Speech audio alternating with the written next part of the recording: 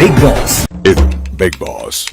ನಮಸ್ಕಾರ ಸ್ನೇಹಿತರೆ, ಕನ್ನಡ ಬ್ರೇಕಿಂಗ್ ನ್ಯೂಸ್ಗೆ ಸ್ವಾಗತ. ಸ್ನೇಹಿತರೆ, ಇವತ್ತಿನ ವಿಡಿಯೋದಲ್ಲಿ ಬಿಗ್ ಬಾಸ್ ಬಗ್ಗೆ ಮಾತಾಡೋಣ. ಇದು ಬಿಗ್ ಬಾಸ್. ಮನೆಗೆ ಬಂದ ಮೊದಲ ದಿನವೇ ಭರ್ಜರಿ ಟ್ವಿಸ್ಟ್. ನಾ ಬಂದಿರೋ ಉದ್ದೇಶ ಸ್ವಾಗತ ಮಾಡೋದಕ್ಕಲ್ಲ, ನಿಮ್ಮಲ್ಲಿ ಒಬ್ಬರಿಗೆ ವಿದಾಯ ಹೇಳೋದಕ್ಕೆ. ಪರಸ್ಪರ ಚರ್ಚಿಸಿ ಒಬ್ಬರಿಗೆ ಮುಖ್ಯ ದ್ವಾರ ತೋರಿಸಿ. ಒಂದ್ 2-3 ದಿವಸ ಇರ್ಬೇಕು ಆಸೆ ಐತಿ ಮನ್ಯಾಗ್ರಿ. ಸ್ಪಂದನ ತುಂಬಾ ಅವಕಾಶಗಳು ಹೊರಗಡೆ ಸಿಗಬಹುದು ಅಂತ ನಾನು ಅನ್ಕೋತೀನಿ. I deserve to stay. Social ಮೀಡಿಯಾದಲ್ಲಿ ಮಾತಾಡಿ ಫೇಮಸ್ ಆಗೋದು ಒಂದಿರುತ್ತೆ. ಒಬ್ಬರಿಗೆ ಗುಡ್ ಬೈ. ಸ್ನೇಹಿತರೆ, ಕನ್ನಡದಲ್ಲಿ ಈಗಾಗಲೇ ಬಿಗ್ ಬಾಸ್ ಸೀಸನ್ 12 ಪ್ರಾರಂಭ ಆಗಿದೆ. ಇವತ್ತಿಂದ ಕಂಟೆಸ್ಟೆಂಟ್ಗಳು ಮನೆಯೊಳಗಡೆ ಯಾವ ರೀತಿ ಆಟ ಆಡ್ತಾರೆ, ಯಾವ ರೀತಿ ನಡ್ಕೋತಾರೆ ಅನ್ನೋದನ್ನು ನೋಡಬಹುದು. ಈ ಕರ್ನಾಟಕದ 7 ಕೋಟಿ ಕನ್ನಡಿಗರಲ್ಲಿ ತುಂಬ ಜನ ಬಿಗ್ ಬಾಸನ್ನು ಒಂದು ಮನರಂಜನಾತ್ಮಕ ಕಾರ್ಯಕ್ರಮವಾಗಿ ನೋಡೋರು ತುಂಬ ಜನ ಇದ್ದಾರೆ. ಹಾಗಾಗಿ ಬಿಗ್ ಬಾಸನ್ನು ಇಷ್ಟಪಟ್ಟು ನೋಡೋವಂತಹ ಜನಗಳಿಗೆ ಇವತ್ತಿಂದ ಒಳ್ಳೆ ಎಂಟರ್ಟೈನ್ಮೆಂಟು ಸಿಗೋದಂತೂ ಖಂಡಿತ. ಸ್ನೇಹಿತರೆ, ಬಿಗ್ ಬಾಸ್ನಲ್ಲಿ ಪ್ರತಿ ವರ್ಷ ಒಂದಲ್ಲ ಒಂದು ರೀತಿಯ ಟ್ವಿಸ್ಟ್ಗಳಿರ್ತವೆ.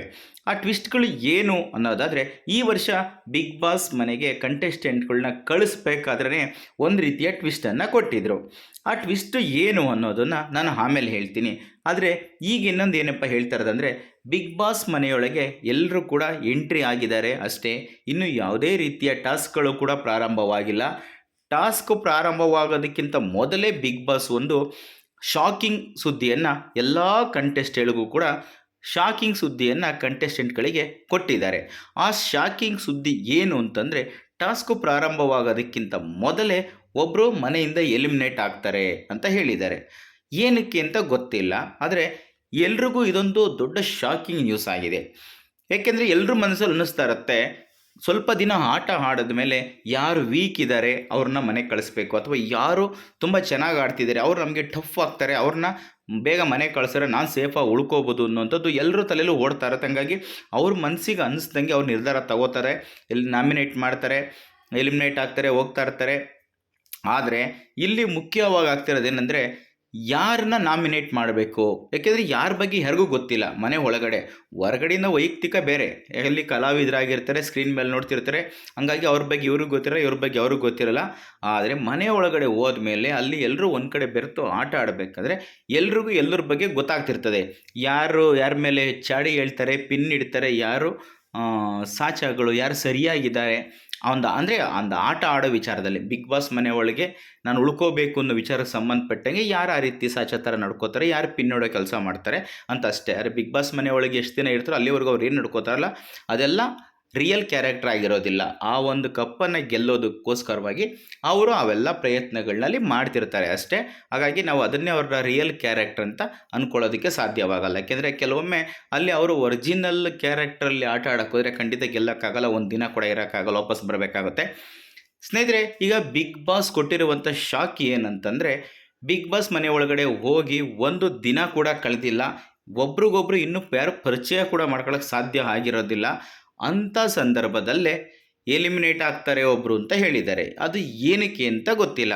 ಸ್ನೇಹಿತರೆ, ಈಗಾಗಲೇ 19 ಜನ ಬಿಗ್ ಬಾಸ್ ಮನೆ ಒಳಗಡೆ ಹೋಗಿದ್ದಾರೆ. ಅದು ನಿಮಗೆಲ್ಲ ಗೊತ್ತೇ ಇದೆ, ಯಾರ್ಯಾರು ಹೋಗಿದ್ದಾರೆ ಅನ್ನೋದೆಲ್ಲ ನಿಮಗೆ ಗೊತ್ತೇ ಇದೆ, ನೀವು ಕಾರ್ಯಕ್ರಮನ ನೋಡಿದ್ದೀರಾ. ಆದರೆ ಬಿಗ್ ಬಾಸ್ ಮನೆಯೊಳಗಡೆ ಹೋಗಿ ಒಂದೇ ದಿನಕ್ಕೆ ಮಾರನೇ ದಿನಕ್ಕೆ ಎಲಿಮಿನೇಟ್ ಮಾಡ್ತಾ ಇರೋದು ಅದು ಕನ್ನಡ ಬಿಗ್ ಬಾಸ್ನಲ್ಲಿ ಇದೇ ಪ್ರಪ್ರಥಮ. ಬೇರೆ ಭಾಷೆಗಳಲ್ಲಿ ಯಾವ ರೀತಿ ಮಾಡಿದ್ದಾರೆ ಗೊತ್ತಿಲ್ಲ. ಬೇರೆ ಭಾಷೆಗಳಲ್ಲಿ ಆಲ್ರೆಡಿ ಕೆಲವೊಂದು ಸೀಸನ್ಗಳು ಮುಂದೆ ಹೋಗಿದ್ದಾವೆ, ಅಲ್ಲೇನಾದರೂ ಇಂಥದ್ದೇ ಒಂದು ಟ್ವಿಸ್ಟನ್ನು ಕೊಟ್ಟಿದ್ದರೆ ನೀವು ಯಾರಾದರೂ ಅದ್ರ ಬಗ್ಗೆ ನೋಡಿದರೆ ನಿಮಗೇನಾದರೂ ಗೊತ್ತಿರುತ್ತೆ. ಇಲ್ಲ ಅಂದರೆ ಬರೀ ಕನ್ನಡದಲ್ಲಿ ಮಾತ್ರನೇ ನೋಡೋವಂಥವ್ರಿಗೆ ಅದ್ರ ಬಗ್ಗೆ ಐಡಿಯಾಸ್ ಇರೋದಿಲ್ಲ. ನನಗನ್ಸುತ್ತೆ ಮೊದಲನೇ ದಿನವೇ ಇಲ್ಲಿ ಬಿಗ್ ಬಾಸ್ ಸೀಸನ್ನಲ್ಲಿ ಜಗಳ ಆಡ್ಕೊಂಡು ಕಿತ್ತಾಡ್ಕೊಂಡಿದ್ರೆ, ಆಮೇಲೆ ಅವ್ರಿಗೆಲ್ಲ ಸುದೀಪ್ ಅವರು ಬೈತಾ ಇದ್ರೆ, ಅವರೆಲ್ಲ ಬೈಸ್ಕೊತಾ ಇದ್ದರೆ ಇದು ಜನಗಳಿಗೆ ಒಳ್ಳೆ ಎಂಟರ್ಟೈನ್ಮೆಂಟ್ ಆಗಿರುತ್ತೆ. ಯಾಕೆಂದರೆ ಸುದೀಪ್ ವೀಕೆಂಡಲ್ಲಿ ಬರ್ತಾರೆ, ಇವತ್ತು ಅವ್ರಿಗೆ ಬೈತಾರೆ, ಇವತ್ತು ಇವ್ರಿಗೆ ಬೈತಾರೆ, ಹಂಗೆ ಬೈತಾರೆ, ಹಿಂಗೆ ಬೈತಾರೆ ಅಂತ ಜನ ವಾರ ಪೂರ್ತಿ ಅದನ್ನೇ ಮಾತಾಡ್ತಾ ಇರ್ತಾರೆ. ಹಾಗಾಗಿ ಅದೊಂಥರ ಎಂಟರ್ಟೈನ್ಮೆಂಟ್ ಆಗಿರುತ್ತೆ. ಎಲ್ಲರೂ ಕೂಡ ಅವರವರ ಒಳ್ಳೆ ಕ್ಯಾರೆಕ್ಟರ್ ಏನಿರುತ್ತೋ ಆ ವ್ಯಕ್ತಿತ್ವದಲ್ಲಿ ಆಟ ಆಡ್ತಾರೆ. ಜನಗಳಿಗೆ ಏನೂ ಅನ್ಸೋದೇ ಇಲ್ಲ, ಏನೋ ಟಾಸ್ಕ್ ಕೊಟ್ಟವ್ರೆ ಆಡ್ತಾರೆ ಹೋಗ್ತಾರೆ. ಯಾಕಂದರೆ ಒಬ್ರಿಗೊಬ್ರು ಕಿತ್ತಾಡ್ತಾ ಇರಬೇಕು, ಅದು ಎಂಟರ್ಟೈನ್ಮೆಂಟ್ ಆಗುತ್ತೆ. ಅದಕ್ಕೋಸ್ಕರನೇ ಕೆಲವ್ರನ್ನ ಆ ಥರ ರೆಡಿ ಮಾಡ್ತಾರೆ ಅಂತ ಕೂಡ ಹೇಳ್ತಾರೆ. ಅದು ಗೊತ್ತಿಲ್ಲ. ಆದರೆ ಮಲ್ಲಮ್ಮ ಅವ್ರು ಒಂದು ಮಾತು ಹೇಳ್ತಿದ್ರು, ಪಾಪ ಅವರು ಮುಗ್ಧತೆಯಿಂದ ಮಾತಾಡೋರು. ಬಿಗ್ ಬಾಸ್ ಮನೆ ಒಳಗಡೆ ಹೋಗಿ ಏನು ಮಾಡ್ತೀರಾ ಅಂದರೆ ಆಟ ಆಡ್ತೀವಿ ಅಂತಂದರು. ಏನು ಆಟ ಆಡ್ತೀರಾ, ಹೆಂಗೆ ಆಟ ಆಡ್ತೀರಾ, ಏನಕ್ಕೋಸ್ಕರ ಹೋಗ್ತಾ ಇರೋದು ನೀವು ಅಂತ ಕೇಳಿದ್ರೆ ಜಗಳ ಆಡೋಕ್ಕೆ ಅಂತಂದರು. ನೋಡಿ, ಆಕೆಗೂ ಕೂಡ ಗೊತ್ತಾಗಿದೆ ಬಿಗ್ ಬಾಸ್ ಮನೆ ಒಳಗಡೆ ಹೋದರೆ ಜಗಳ ಆಡಲೇಬೇಕು. ಜಗಳ ಆಡಲಿಲ್ಲ ಅಂದ್ರೆ ಅಲ್ಲಿ ಇರೋಕ್ಕಾಗೋದಿಲ್ಲ. ಜಗಳ ಆಡಲಿಲ್ಲ ಅಂದರೆ ಎಂಟರ್ಟೈನ್ಮೆಂಟ್ ಕೂಡ ಸಿಗೋದಿಲ್ಲ ಅಂತ ಅವ್ರಿಗೂ ಕೂಡ ಅರ್ಥ ಆಗೋಗಿದೆ. ಹಾಗಾಗಿ ಬಿಗ್ ಬಾಸ್ ಮನೆ ಒಳಗಡೆ ಹೋದ್ಮೇಲೆ ಕಿರಿಕುಳಿರಬೇಕು, ಜಗಳಗಳು ಆಗ್ತಾ ಇರಬೇಕು. ಈ ಥರ ಏನಾರ ಒಂದು ಇದ್ರೇ ಬಿಗ್ ಬಾಸ್ ಕಾರ್ಯಕ್ರಮನ ಜನ ಪ್ರತಿನಿತ್ಯ ಮಿಸ್ ಮಾಡ್ದಂಗೆ ನೋಡ್ತಾರೆ. ಅದನ್ನೇ ಒಂದು ಮುನ್ನೋಟವಾಗಿ ಮುಂಚಿತವಾಗಿ ತೋರಿಸ್ತಾರೆ. ಇವತ್ತು ರಾತ್ರಿಗೆ ಇದು ನಡೀತದೆ ಅಂದ್ಬಿಟ್ಟು ಯಾರ ಮೇಲೆ ಹೋಗಿ ಎಗರು ಬೀಳೋದು ಅದು ಇದು ಈ ಥರ ಟ್ವಿಸ್ಟ್ ಇರುತ್ತೆ. ಹಾಗಾಗಿ ತುಂಬ ಸಾಧು ಥರ ಸಾಫ್ಟಾಗಿ ಅಲ್ಲಿತ್ತು ಅಂತಂದರೆ ನಡೆಯೋದಿಲ್ಲ. ಯಾವ್ದಾದ್ರು ಒಬ್ಬ ವ್ಯಕ್ತಿ ಆ ರೀತಿ ಇತ್ತು ಅಂದರೆ ಖಂಡಿತ ಅದು ವರ್ಕೌಟ್ ಆಗುತ್ತೆ. ಎಲ್ಲರೂ ಅದೇ ಥರ ಇದ್ದರೆ ಯಾರೂ ಕೂಡ ಅದನ್ನು ನೋಡೋದಿಲ್ಲ. ನನಗೆ ಅನಿಸುತ್ತೆ ಮೊದಲನೇ ದಿನವೇ ಎಲಿಮಿನೇಟ್ ಮಾಡ್ತೀವಿ ಅಂತ ಒಂದು ಅನೌನ್ಸ್ ಮಾಡಿದ್ದಾರೆ ಈಗಾಗಲೇ. ಆದರೆ ಯಾರನ್ನ ಕಳಿಸ್ಬೇಕು ಅಂತ ನೀವೇ ಸೆಲೆಕ್ಟ್ ಮಾಡಿದರೆ ಎಲ್ಲರೂ ಕೂಡ ಸೇರಿ ಯಾರು ಒಬ್ಬರ ಹೆಸರನ್ನ ಸೆಲೆಕ್ಟ್ ಮಾಡಬೇಕು. ಮ್ಯಾಕ್ಸಿಮಮ್ ಜನ ಅಲ್ಲಿರೋ ಅಷ್ಟು ಜನ ಯಾವ ಒಬ್ಬ ವ್ಯಕ್ತಿ ಹೆಸರನ್ನ ತಗೋತಾರೋ ಆ ವ್ಯಕ್ತಿ ಟಾರ್ಗೆಟ್ ಆಗ್ತಾರೆ. ಆ ವ್ಯಕ್ತಿ ಎಲ್ಲರನ್ನೂ ಕೂಡ ಬೇರೆ ರೀತಿಯಲ್ಲಿ ನೋಡ್ತಾ ಇರ್ತಾರೆ. ಆದರೆ ಕೊನೆಯದಾಗಿ ಬಿಗ್ ಬಾಸ್ ಯಾವುದೇ ಎಲಿಮಿನೇಷನ್ ಇಲ್ಲ, ಸುಮ್ಮನೆ ಹೇಳಿದ್ದು ಅಂತ ಫೈನಲ್ ಟ್ವಿಸ್ಟ್ ಕೊಡೋ ಸಾಧ್ಯತೆ ಹೆಚ್ಚಾಗಿದೆ. ಆ ರೀತಿ ಏನಾದರೂ ಆಯಿತು ಅಂತಂದರೆ ಆಮೇಲೆ ಶುರುವಾಗುತ್ತೆ. ನೋಡಿ, ಯಾರ್ಯಾರ ಹೆಸರನ್ನ ತೊಗೊಂಡಿರ್ತೀರೋ ಅವರೆಲ್ಲ ಕ್ವಶನ್ ಮಾಡೋಕ್ಕೆ ಶುರು ಮಾಡ್ತಾರೆ. ನನ್ನ ಬಗ್ಗೆ ನಿನಗೇನು ಗೊತ್ತು, ನನ್ನನ್ನು ಹೆಂಗೆ ನೀನು ಸೆಲೆಕ್ಟ್ ಮಾಡಿದೆ, ಹಾಗೆ ಹೀಗೆ ಅಂತ ಎಲ್ಲರ ಮೇಲೂ ತಿರುಗಿ ಬೀಳ್ತಾರೆ. ಇದು ಪ್ರಾರಂಭದ ದಿನದಿಂದನೇ ಹೋಗಬೇಕು. ಈ ಜಗಳಗಳು, ಕಿರಿಕುಗಳು, ಈ ಮನಸ್ತಾಪಗಳು ಪ್ರಾರಂಭದಿಂದನೇ ಶುರುವಾಗಬೇಕು ಅನ್ನೋ ಉದ್ದೇಶಕ್ಕೆ ಬಿಗ್ ಬಾಸ್ ಏನಾದ್ರು ಈ ಥರ ಟ್ವಿಸ್ಟ್ ಕೊಟ್ಟಿದ್ದಾರಾ ಅದು ಗೊತ್ತಿಲ್ಲ, ಕಾದು ನೋಡಬೇಕಾಗಿದೆ.